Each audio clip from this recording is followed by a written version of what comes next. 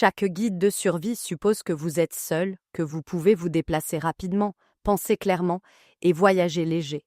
Mais lorsque vous avez des enfants qui dépendent de vous, chaque règle change et chaque erreur coûte plus cher. Voici le guide que personne n'a fait pour les parents. 7 choses dans l'ordre, en commençant dès maintenant. Avant de prendre un sac, de remplir de l'eau ou de passer un seul appel, vous devez vous maîtriser. Parce que les enfants ne réagissent pas aux dangers qui se présentent à eux, ils réagissent à vous.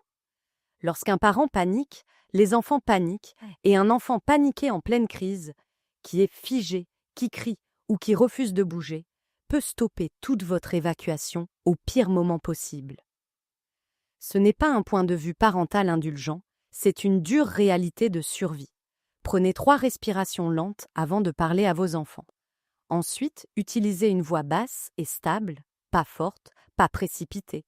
Dites-leur que quelque chose se passe, que vous allez bien et que vous avez besoin qu'ils écoutent et fassent exactement ce que vous dites. Pas de longues explications, pas de promesses que vous ne pouvez pas tenir. Juste du calme, une autorité claire. Ce ton est la première chose qui maintient votre famille en vie. Donnez à chaque enfant un travail. Un enfant avec une tâche est un enfant qui ne se fiche pas. Le travail n'a pas besoin d'être complexe. Il doit être le leur. Pour les enfants de 4 à 7 ans, demandez-leur de porter leur propre petit sac à dos avec un animal en peluche, une collation et une bouteille d'eau. Leur seule règle, ne pas le lâcher. Pour les enfants de 8 à 12 ans, demandez-leur de tenir la main d'un frère ou d'une sœur plus jeune et de ne pas la lâcher en aucune circonstance. Les adolescents doivent porter une section complète du sac de provisions, surveiller la radio d'urgence ou aider toute personne du groupe qui a des difficultés à se déplacer. Lorsque vous attribuez un rôle à un enfant, vous le transformez d'un passager effrayé en un membre actif de l'équipe. Ce changement psychologique est la différence entre un enfant qui bouge avec vous et un enfant qui s'effondre de peur. Tous les parents qui ont pratiqué cela rapportent la même chose. Les enfants se montrent à la hauteur de la responsabilité lorsque vous la leur confiez délibérément. Prenez d'abord le sac des enfants, pas le vôtre. Si vous n'avez le temps de prendre qu'un seul sac et de courir, ce devrait être le sac des enfants.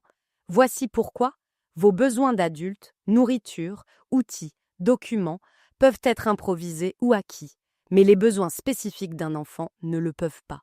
Un sac de survie préemballé pour enfants devrait contenir 3 jours de nourriture non périssable qu'ils mangeront réellement, un change complet de vêtements chauds par enfant, tout médicament sur ordonnance avec au moins 2 semaines de provision et un objet de confort pour chaque jeune enfant. Ce n'est pas facultatif. Les objets de confort réduisent le cortisol et maintiennent les jeunes enfants fonctionnels en cas de stress. Incluez des copies des documents d'identification, une petite trousse de premiers soins et une carte écrite avec votre nom, votre numéro de téléphone et un contact de confiance. Cette carte va dans la poche extérieure de chaque enfant. Ce dernier élément, la carte de contact écrite, est la chose la plus importante que la plupart des parents ne font jamais. Si vous êtes séparé de votre enfant dans un environnement chaotique, cette carte est la façon dont il revient vers vous. Écrivez-la ce soir. Mettez-la dans leur sac ce soir. Pas après cette vidéo, ce soir. Établissez le mot de code familial. Dans le bruit et le chaos d'une situation de conflit actif, la communication verbale se dégrade rapidement. Les gens se crêtent dessus, les enfants cessent de traiter des phrases complètes et les instructions ne sont pas comprises. Un mot de code familial coupe à travers tout cela. Un mot qui signifie « arrêtez tout, venez immédiatement vers moi, n'hésitez pas, ne posez pas de questions ». Vous choisissez le mot maintenant, avant la crise, et vous le répétez 1 fois par mois afin qu'il vive dans la mémoire musculaire. Lorsque votre enfant entend ce mot, son corps réagit avant que son cerveau ait le temps de trop réfléchir. Tout aussi important, établissez un mot de gel. Un mot qui signifie « arrêtez de bouger, baissez-vous, restez complètement silencieux ». Les familles militaires et les premiers intervenants utilisent ce principe couramment, car en cas de danger rapproché, un enfant qui se fiche sur commande est plus en sécurité qu'un enfant qui est encore en train de traiter ce que maman ou papa a dit il y a 3 secondes. Entraînez-vous aux 2 mots calmement, comme un jeu. La répétition est ce qui le fait fonctionner sous pression. Déplacez-vous plus lentement que votre instinct ne le dit. Chaque instinct que vous avez en tant que parent pendant une crise vous dira de courir, de vous déplacer aussi vite que possible. Cet instinct blessera votre enfant. Les enfants ont des foulées plus courtes, une endurance moindre et aucune capacité à évaluer le danger comme les adultes le peuvent. Un enfant qui court en panique trébuche, tombe, lâche les mains et perd complètement ses repères. Une famille qui se déplace à un rythme contrôlé et délibéré, une marche rapide, pas un sprint, reste ensemble, reste orienté et couvre le terrain sans victime. Si vous avez un enfant de moins de 5 ans, il va sur votre dos ou dans vos bras. Il ne court pas à côté de vous. Point final. Si vous avez un enfant avec une limitation de mobilité ou une condition médicale, votre planification d'itinéraire doit en tenir compte avant la crise, pas pendant. Fixez un rythme qui maintienne chaque membre de votre famille avec vous. Le plus vite que vous pouvez vous déplacer n'est que aussi vite que votre personne la plus lente. Acceptez cela. Contrôlez ce que vos enfants voient et entendent. Dans un environnement de conflit, les enfants seront exposés à des choses qu'aucun enfant ne devrait voir. Vous ne pouvez pas toujours empêcher cela, mais vous pouvez contrôler leur environnement informationnel dès le début de la crise. Cela a un impact mesurable sur leur fonctionnement psychologique pendant et après. Désactivez ou supprimez immédiatement l'accès au téléphone et aux médias sociaux. Dans les premières heures d'un conflit, des images non vérifiées et de la désinformation inondent toutes les plateformes.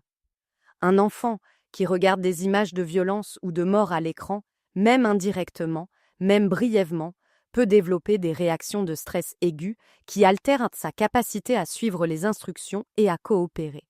Vous ne pouvez pas vous permettre cela. Ne donnez aux enfants que des informations adaptées à leur âge.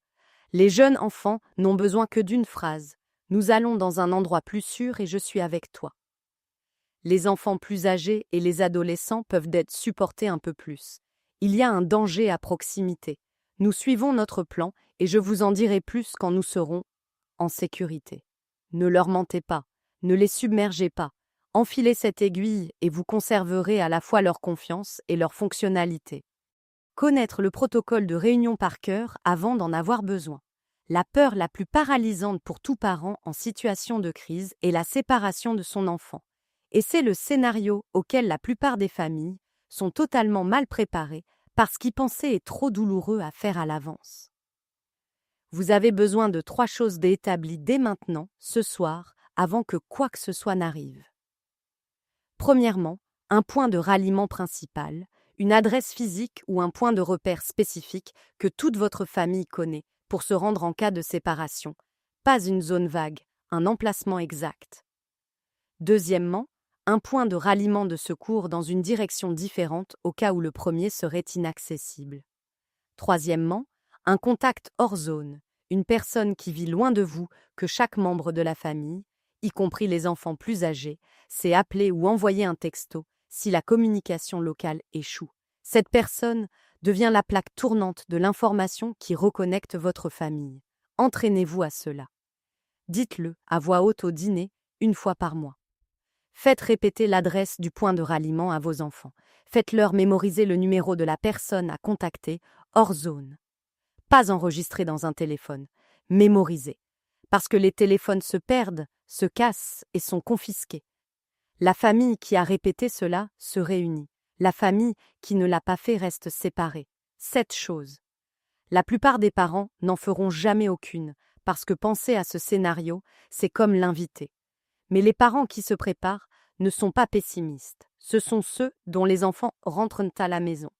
Si cette information vous est parvenue, partagez-la avec un parent qui en a besoin.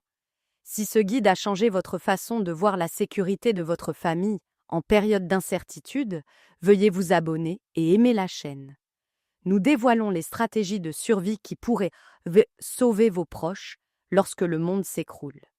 Préparez-vous pour l'avenir. Notre prochain guide essentiel sera publié prochainement.